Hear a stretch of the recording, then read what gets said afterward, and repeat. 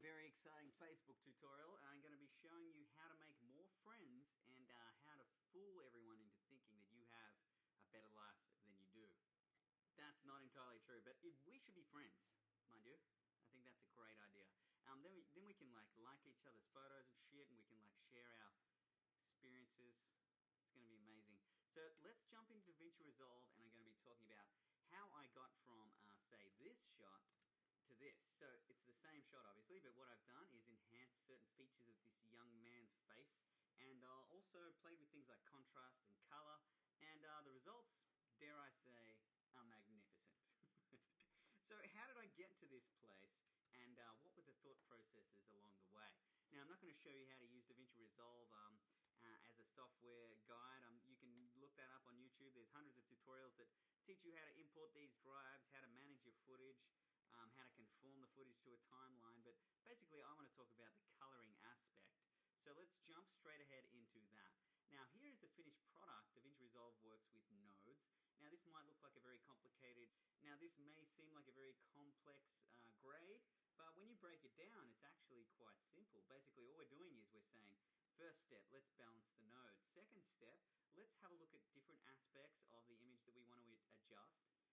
Third step, let's have a look at the focus of the image and where we want our viewer to look. How do we enhance that? And then we have a final contrast node, and then just a final minor adjustment node. But I'm going to go through all of this stuff right now. So let's have a look at the original shot right here. Now it was shot on red. I shot this with my red Scarlet X, actually the very first film that I shot with my red Scarlet X. And if we have a look at the clip properties here, you can see that we, by default, the way I shot this was with red color 3 science and a gamma curve of red gamma 3. Now what the hell do these things mean?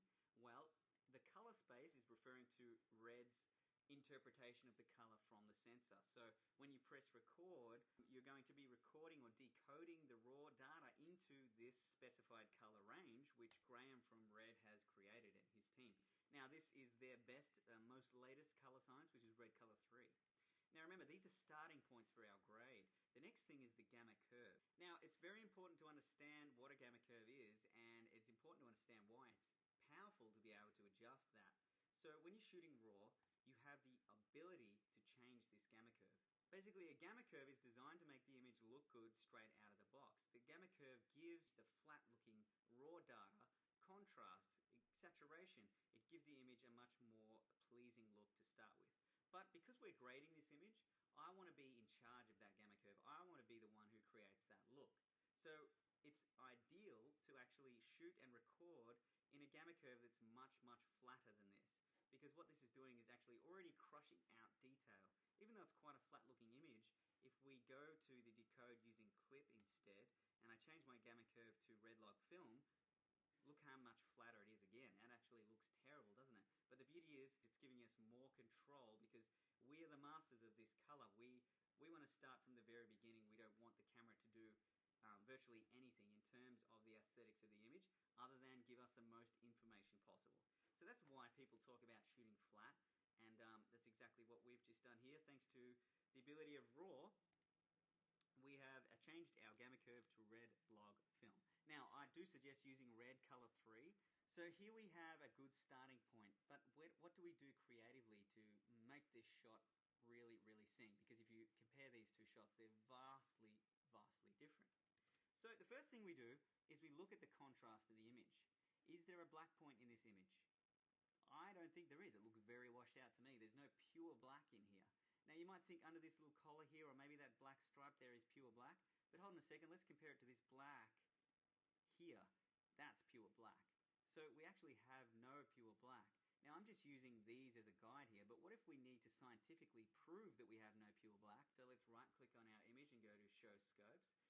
Now what we're going to do for the most of this tutorial is just be using the waveform monitor. So what I'm going to do is go to this top left hand scope and click on this little rigid button, change that to waveform, and now if I click on 1 up, it'll just show me the waveform, which is slightly bigger too. We can enlarge that to give us even more definition, which is great. Now we're talking about creating a black point, and if we look at the information that lies on this graph, 0 representing pure black and 1023 representing pure white, we can see that most of our image lies in the center. There is no pure black. There is no pure white. We need to expand our contrast. So what we're going to do that is jump over here to this little wheel, and we're going to play with our color wheels. Now, our three-way color corrector, our color wheels, are broken up into 3 sections. No surprise there. Each section, lift, gamma, gain, represents, basically, if you just put it in layman's terms, lift represents your shadows, gamma represents your midtones, and gain represents your highlights. So, shadows, mids, and highlights. Now, each wheel can play with the color of each portion of that image, so the color of the shadows, the color of the midtones, and the color of the highlights. But we also have this little slider down here which allows us to move those values around. Now, what we want to do first is grab our lift and slide it to the left and drop all of our information down to the bottom of the screen. So now you can see right here that we actually have a pure black point. And my guess is that this portion of the image, if we use this as a guide of our visual representation, if we overlaid this graph onto this image, it actually represents everything you see in proportion. In other words, if we jump across this much from left to right and jump across this much from left to right, you can see that there is a pure black point right here. So if we could overlay that on there, that would be cool to demonstrate that. But you understand what I'm saying, right? So now we have created a black point, but the only pure black in this image at this stage is this portion of his backpack strap and maybe a little bit over here on this portion of his backpack strap. But before we jump ahead and just agree that that's pure black, there's something that I need to mention about a cast in the shadows. Now, when you look at the waveform monitor, you can see that there are indeed colors, red, green, and blue, but there's also variations in color like purple or pink or white. Now, what does this mean? Well, it means that when these colors of light overlap each other, if they overlap at all exact equal proportions, the light actually turns white, which means this is a pure white or / grey neutral light shining through. So when all red and green blue channels match, they turn white. This is really important to understand because when you look at the shadows, you'll notice that they're actually blue and green, and the red is sitting much higher. So when you're balancing an image, first we want to create contrast, but we also want to keep note of the color cast that lies within those shadows. So how do we adjust that? Well, let's jump straight to our color wheel this time, and let's slide it around and just look what happens to those shadowy colors. What we want to really do, if we really wanted to balance out these shadows, is we want them to be white. So if we just slide them around a little bit, we're getting a much more balanced black. So now these shoulder straps are actually black. They're not just half black because the red channel wasn't actually touching black. They're actually pure black. But not all portions of our shadow is, but that's fine. So you can see over here that this portion of our shadow realm has red or magenta in it, but that's fine. So once you understand that, you're off to a very good start. The next thing we want to do is play with the highlights. Now, if you look at these highlights, you can see that there's a bit of green in our highlights. So once again, we want to correct that. So what I'm going to do is slide our highlight gain slider around. And once again, we want our highlights to all match and be pure white. So that's looking better. Now we have almost a pure white. It's got a little bit of yellow in there, but that's fine. It is sunlight, right? And this is actually referring to his hair here. This is referring to the sky over here. So what we've done now is we've balanced our shadows and we've balanced our blacks, but we still need to increase the brightness of our highlights because if we look at 1023, which represents pure white, we have no pure white in this scene. So let's just quickly have a look at the image and ask yourself, should it have a pure white portion of the image? And indeed it should. I mean, look at this highlight in the back left corner here. That is the sky and it's completely blown out. So yes, that should be pure white in terms of the first node when bouncing this image. So we've done that. What we need to do now is just bring it right up. And as we've brought it up, we've actually increased colors in red. So we need to balance that out a little bit. So just once again, try and balance that out as best you can and let it hit the roof. So now we have a balanced image, roughly. So now that we've created a black and a white point, added contrast to the scene, I want you to look at the image and think about the guy's skin and look at the overall color cast of the image. To me, it looks a little bit cool and a little bit green. So whenever you're doing color correction, you need to think in opposites. So what is the opposite color of green? And if you don't know that, it's pretty easy to figure out. All you do is look at these color wheels and look at 180 degrees, just imagine you drew a line. So here's green, and if we look 180 degrees across from there, the opposite color is pink or magenta. So if you want to cancel out green, all you do is push magenta in. Now remember, it's a very sensitive adjustment. So remember, color correction is all about subtlety and just making very minor adjustments. So all I've done there is gone to my gamma midtones and added magenta to the shot. Control F full screen, Alt D. Now we're looking pretty good. We've got a balanced image, and in terms of white balance, it's looking pretty damn good to me. So let's compare that to the finished grade. We're still a ways off. His skin looks a little bit pale. The background is looking almost black and white. The contrast could be increased. The sharpness could be increased. His eyeballs and the color of his eyes could be enhanced. All of these things we're going to get into in a second. So now we want to create a new node. So how do we do that? As long as you've double-clicked on this node, if you press Alt-S for Sam or Samantha, then you have node number 2 here. And now we can start grading that without affecting our original balanced node. But keep in mind that these are an addition. So every time you add a node in the chain, they're adding each correction to get to a final result, which is over here. So we'll go into that in a bit more detail in a second, or it will make more sense as we go through this tutorial. But the second node, we want to make a selection. I want to start modifying specific portions of the image. So in our first node, we kind of did that using this 3-way color wheel thing, where we selected shadows, midtones, and highlights. But now we're going to get even more selective, and we're going to use a method called qualifying. So if we go over here to the second tool and click on qualifier, we have this little magic wand tool that we can use, just like in Photoshop. And what we could do, for example, if I wanted to select this guy's skin, I could just click on the skin and it would give me a selection. But I want to teach you the ins and outs of this qualifier because it really pays down the track when you're making more difficult selections. So let's turn off that magic wand tool for a second and have a look at the image and ask yourself 3 questions. What color is this guy's skin? How saturated is the skin? And how bright or dark is the skin? So whenever you're trying to select something, you just need to ask yourself those 3 questions. And let's have a look at the image right now. So at the moment, the qualifier has not been set up to specify any range. It's just selecting the whole range. So what we want to do is have a look at the skin and ask ourselves, is it green, is it blue, is it yellow? Well, let's have a look at it. It's very, very desaturated. It's almost grey, but it definitely has a pinky yellow color to it. So what we're going to do is go to the width and just shrink in that width just to the color realm that we think the skin lies.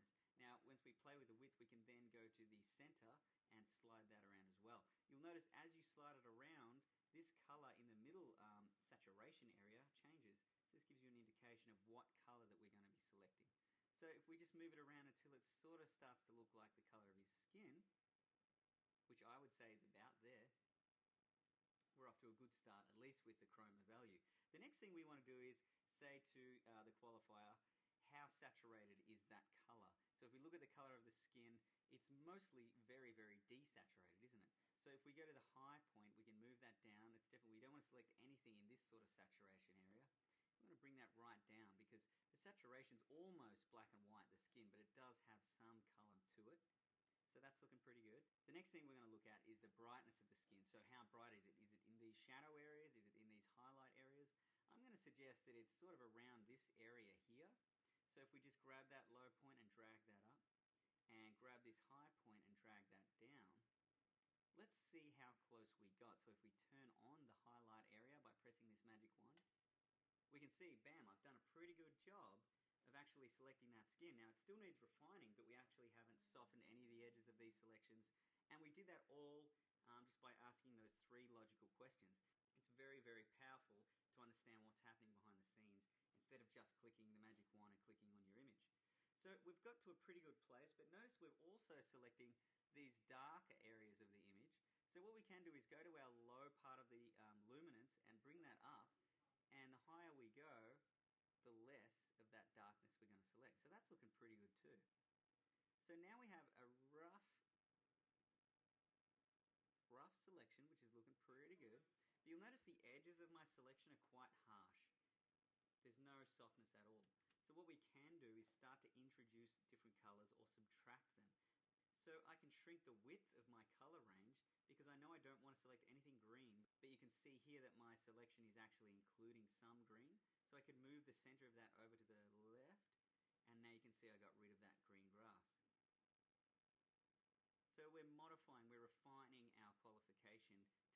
this skin. Now it's looking pretty good. I want to try and do a little bit better and not include that hair up there. So if we look at our brightness value, maybe the brightness can bring down, but not too much, because then we're going to start losing highlights on his skin. This is where you have to be gentle.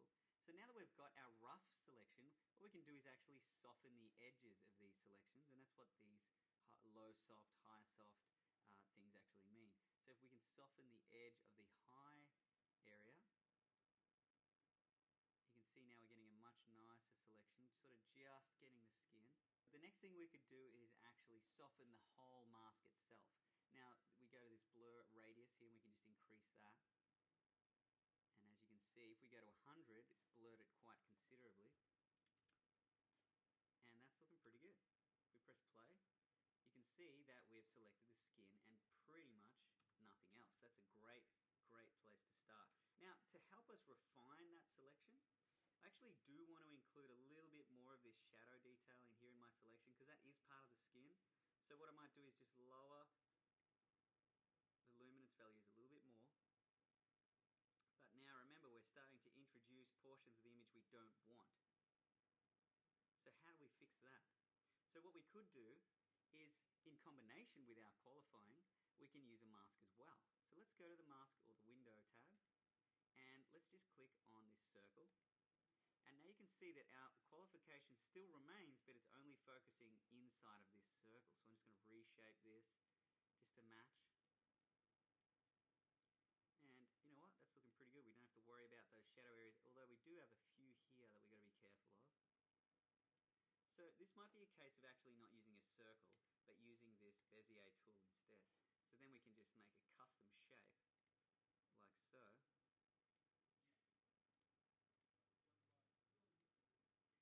And now we can soften the edges of that shape just by moving the yellow portion, because the yellow portion of the window actually refers to how soft that part of the mask is, as you can see down here. So the further away the yellow is to the green, that is how soft the selection is going to be. So we can just modify this. And now we have, pretty good selection. Watch out for the side of his neck there. So the other cool thing about DaVinci is, now that we've created this selection, we're not working in Photoshop. This is not a still image. This is a moving image. So we need this mask to actually stick to this part of the image. So how do we do that? Let's go to this little crosshair button here. And now if we just press play, it's going to analyze the scene and try and keep this mask stuck to this guy's face, which is awesome. But what I've found is, depending on the shot, if this guy's not moving towards or away from the camera, right? So we don't need to include a zoom analysis. So let's turn zoom off. And now if we just press play and just watch what happens, DaVinci will track the guy's face and usually do a very good job. So we might need to refine it a little bit, but if we just let that go, it's keyframing our mask for us, which is fantastic. So now we can just drag our cursor back to the point we pressed forward, and now we want to track in reverse. So let's press backwards from there. For this exercise, that should do us. Now, you'll notice that the mask doesn't actually perfectly track. So sometimes you might want to go in and make some little adjustments yourself. So for example, where his face sort of crosses, his cheek crosses the mask there, I might want to make a little adjustment to that and keyframe it myself. So what I'm going to do is go back to where it's not crossing, which is there. Make sure I've double clicked on node number 2, which is this node, the one we're working on. And then if we go to the keyframe down here, where it says number 2, if I press A for auto, enable that. Now all I have to do is just make one little adjustment to our mask, and you'll notice a keyframe automatically pops up. So what we can do now is expand that keyframe window just to help us, and we can zoom in a little bit too. And now what I'm going to do is just scrub through this until his chin crosses that, and I'm just going to keyframe it myself. And you could go through this whole clip and literally just keyframe everything just to a finite detail. But so now you'll see the mask animates according to my new keyframes.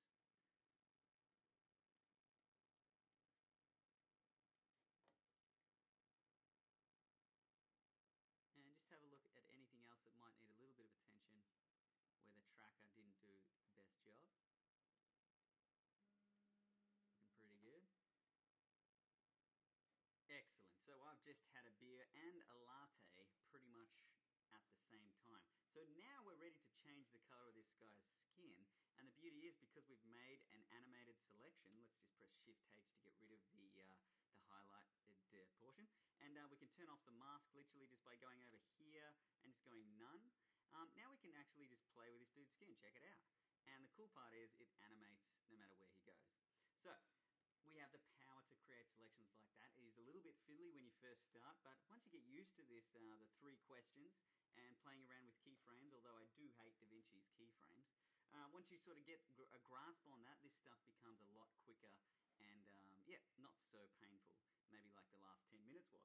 So I'm sorry this tutorial is such a long and detailed one, but I really did want to put a lot into it, and since it's my first official, I guess, proper tutorial for DaVinci, I just did want to cover a lot. So next thing we're going to do is make another selection. I'm not actually going to modify the skin at this stage, I just know that it's there ready to play with. When I first started using DaVinci, I just logically thought if I wanted to make a new selection, I would just literally press Alt-S and create a new node. And then, for example, if I did want to select this guy's eyes, maybe I would just grab a mask and just quickly shrink that down, rotate it a little bit, and then grab my qualifier, use the magic wand, click on his eye, and, you know, adjust accordingly. And here we have his eyes, right? It's pretty bad and rough job we've done here, but you get the idea. So we've adjusted his eyes, and that should animate as long as we track that mask. But the point I'm trying to make here is that I've made a selection after the other selection. I've linked these 2 selections, but what is happening here in DaVinci is, like I said earlier, each node is an addition of the previous node. So this selection is gathering information based on what happened before it. Now the problem with that is, sometimes I want to create a selection within inside of that skin, and sometimes maybe my skin selection actually did select his eyeballs somewhat. So what if I wanted to make multiple selections on this guy's face, but not in succession with each other? Is that even a word? It is now. Well, there is a way to do it. So what I'm going to do is just delete that second one. And instead of making a new node after this skin node, I'm just going to go up to, make sure I double click on the skin, go up to nodes, and this time I'm going to go add parallel node. So now I have this sort of crazy looking setup which might look confusing, but it's actually pretty simple. We've got our original balance node here, and then we're going to have a group of nodes that all reference the original balanced node. So instead of creating a selection after this skin selection, I'm creating selections. Let's add another one. Node, add parallel node. I'm going to be able to create multiple selections that are all stemming from this original node. And that's a really powerful and useful technique. So let's go ahead and get started. I am going to go ahead and select this hair because I want to be able to have the option to play with the color of that hair.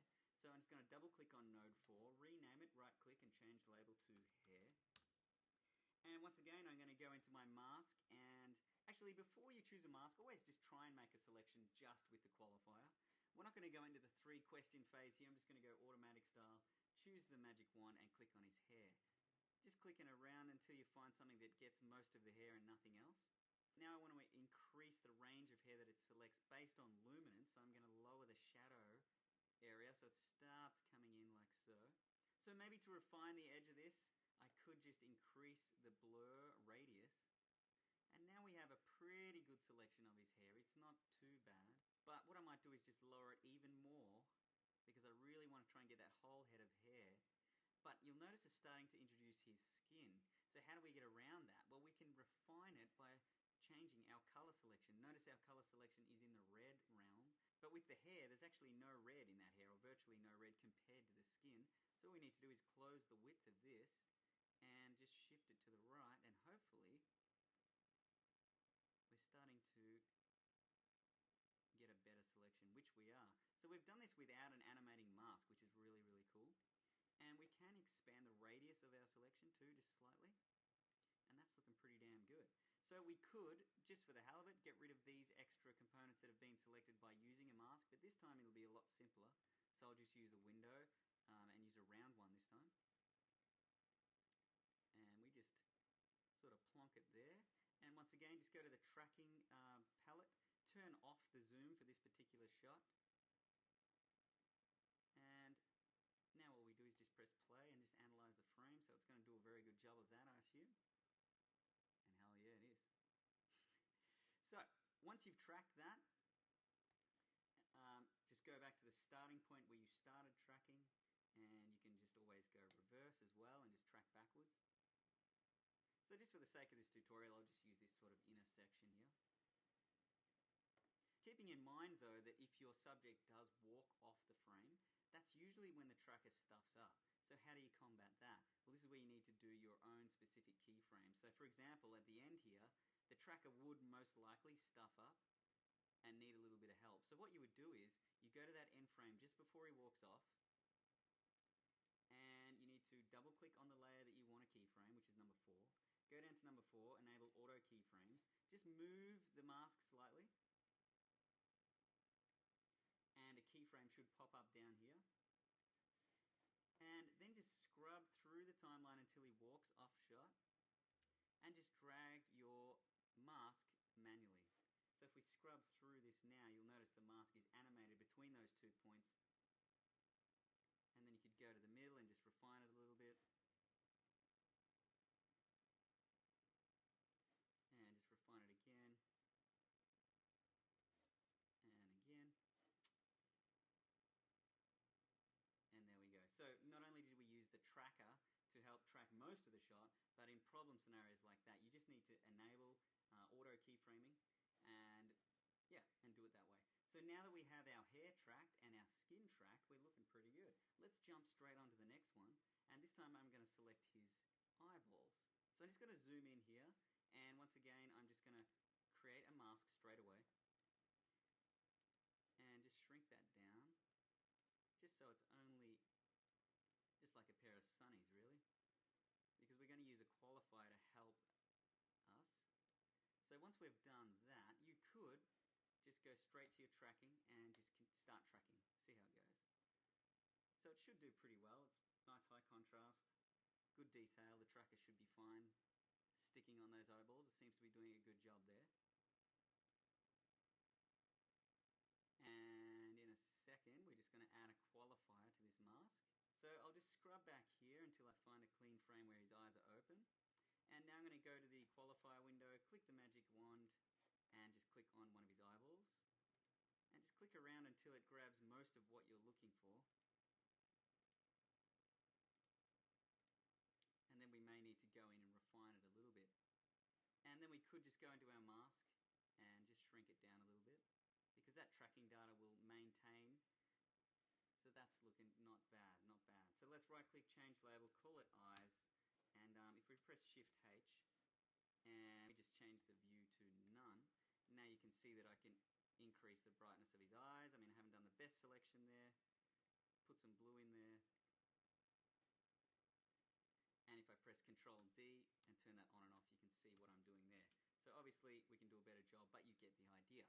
Now the beauty is that all of these selections, the skin, the hair, the eyes, are all based off this original balanced image. So they all have full data to be able to track from and key from.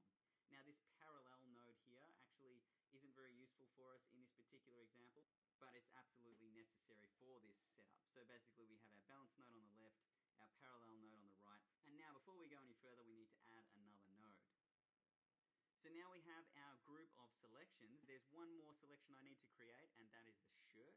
Just because I feel like the shirt is a little bit lacking. It looks a little bit grey or blue, and I really want to make it white and crisp.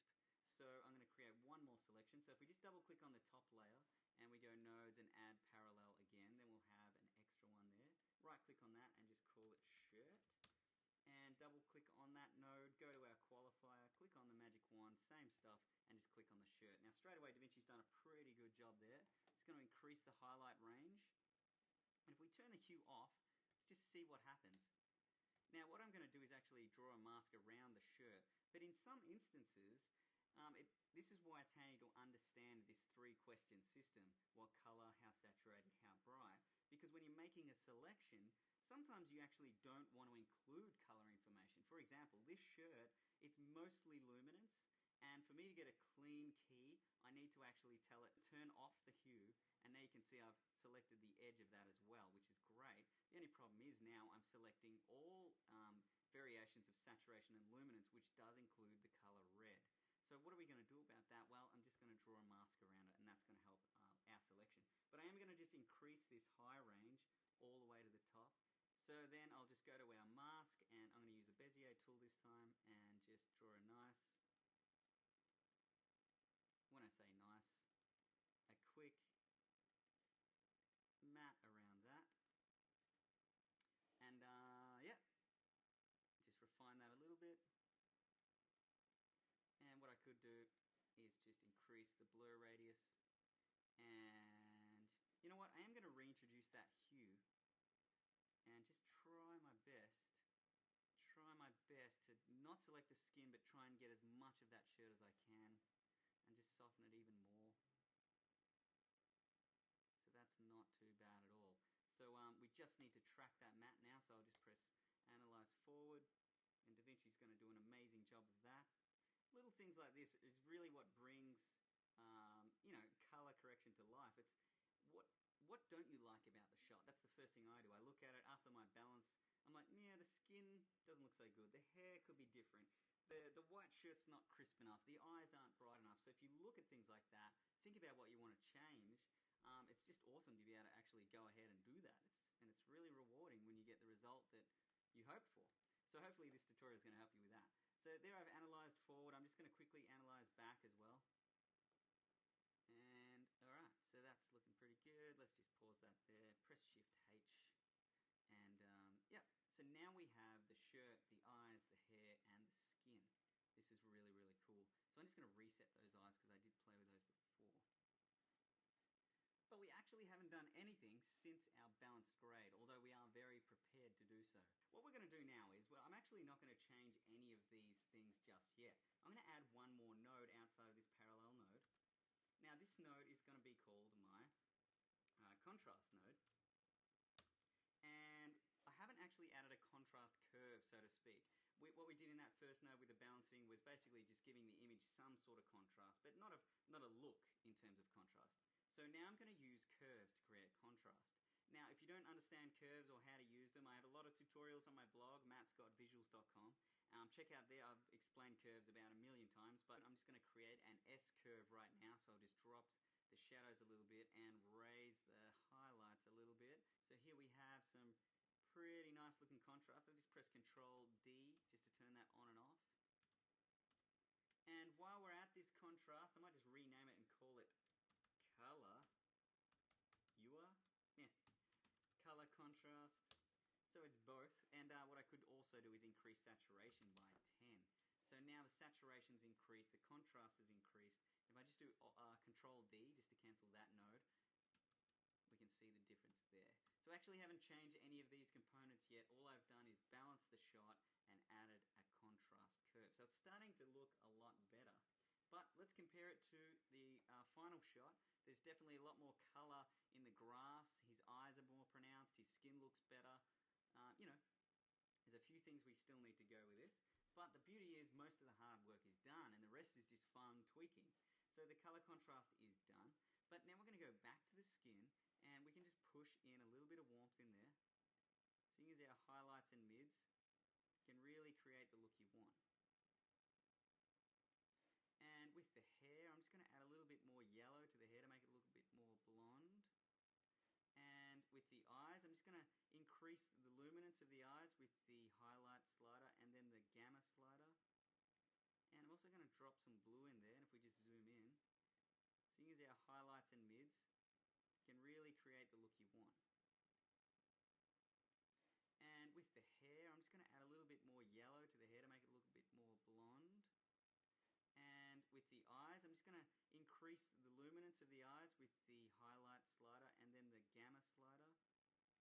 And I'm also going to drop some blue in there, and if we just zoom in, we'll go to the gamma and drop some blue in there as well. Now notice that the actual whites of the eyes have gone blue. So remember, whites being highlights, I would use the gain slider, the highlight slider, to push yellow to balance out that blue, because remember the opposites. So now the whites of the eyes are looking a little bit better. And we just push more blue in there.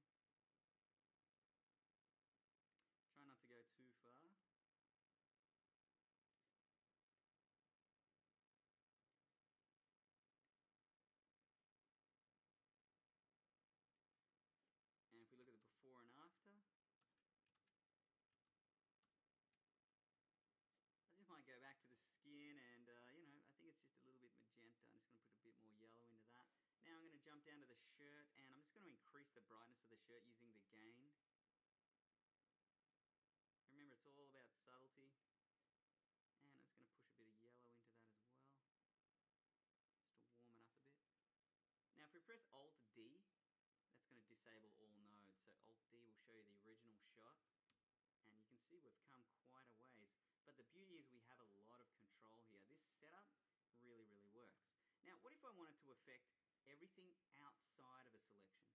The way DaVinci works is it's really powerful. Let me just demonstrate with a single node here. So I've just added a new node, and I'm just going to add a mask here. So here's a mask.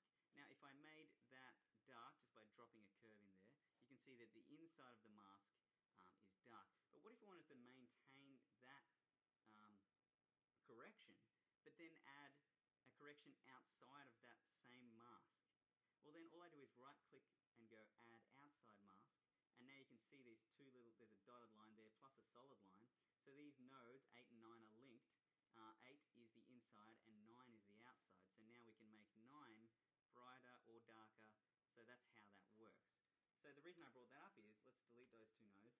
I want to go to the skin node now, and I'm going to add an outside node to the skin. So basically everything outside of this skin, I want to add a blue tinge to the shadows. So we can go right click, add outside node. And you can see this little outside node that lives up here. And I'm just going to rename that and call it Cool Shadows. And basically just jump straight for the color wheels, go to the lift or the shadows area and just push blue into it. Now remember, just be very gentle and subtle about it. We could also drop the brightness of that. And if we just go Control D, you can see the before and after there. So I just think that looks pretty cool. Finally, what we're going to do is add what I call a focus node. So if we go Alt-S, so double click on the last node, go Alt-S for Sam or Samantha, and what we're going to do is just draw a simple mask around this guy's face, but I'm going to soften the absolute shit out of it, like so. And this is almost going to be like a vignette.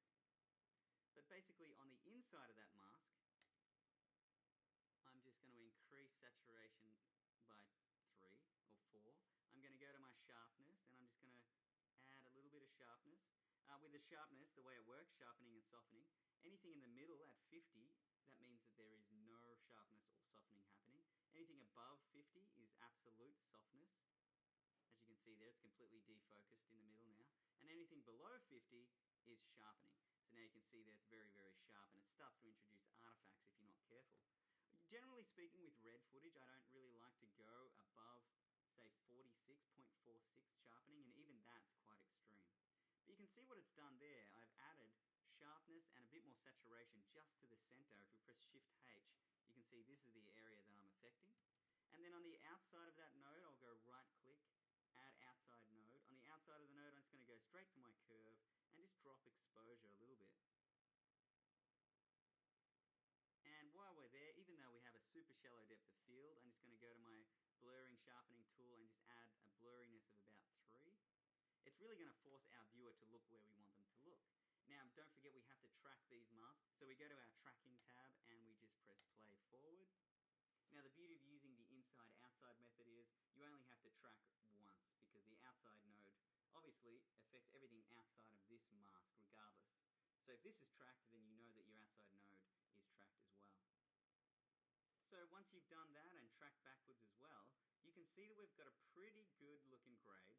And obviously the beauty about this method, or the way of using DaVinci like this, is that you can change whatever the hell you want. So keeping this in mind, this is not the best way to do it. It's not the only way to do it. This is just a way that I find works really well. And it doesn't work for every shot either. So you really have to get good at mastering this qualifier tool, animating masks and things like that. But also just get good at looking at image and thinking, what is going to look good? What can I enhance in this shot? And even now when I look at it, I feel like his face could do with a little bit more light. So we could, in fact, go back to this number 9 node, click on the mask, shrink it down a little bit, and actually just increase brightness there.